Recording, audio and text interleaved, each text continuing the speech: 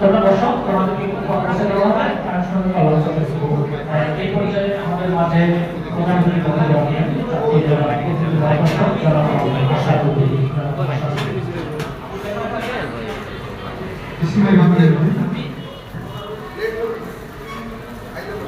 তারপরে সামাজিক ও স্বেচ্ছাসেবী সংগঠন, এটার নামটা শুনলেই খুব ভালো লাগে।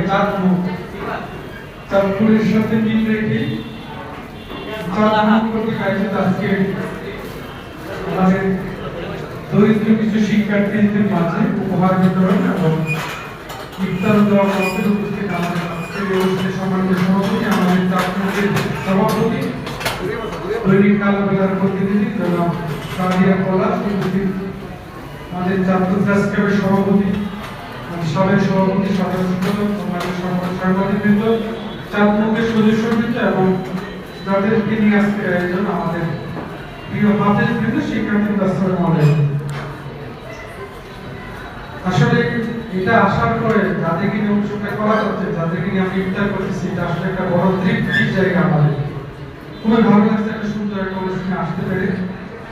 তো আমাদের শাহরিয়ার পলাশের যেহেতু ঢাকায় উনি কাজ করেন, কোনো দেখা হয়নি, আজকেই মনে হয় প্রথম আমার সাথে দেখা। আমরা অনেক কথা শুনেছি, ভালো একজন সাংবাদিক, ওনার এই সুন্দর একটা কাজের সাথে থাকতে পেরে আমার জেলা প্রশাসনের পক্ষ থেকে ধন্যবাদ জানাচ্ছি। ভবিষ্যতে আপনাদের এই কর্মকাণ্ডগুলোতে যদি আমাদেরকে সম্পৃক্ত করতে চান, আমাদের জেলা প্রশাসন আপনাদের পাশে থাকবে, আমাদের পৌরসভা আপনাদের পাশে থাকবে।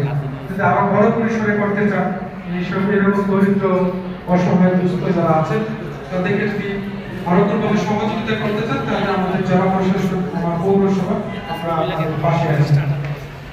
ভবিষ্যতে আরো বড় পরিসরে কাজ করার ইচ্ছা নিয়ে আপনাদের সকলের সহযোগিতা কামনা করে এবং একই সাথে চাঁদমুখের উত্তর সাফল্য কামনা করে, যেহেতু রোজার মাস, আমরা বক্তব্য দীর্ঘায়িত না করে এখানে সমাপ্তি করছি। ধন্যবাদ। আসসালামু আলাইকুম।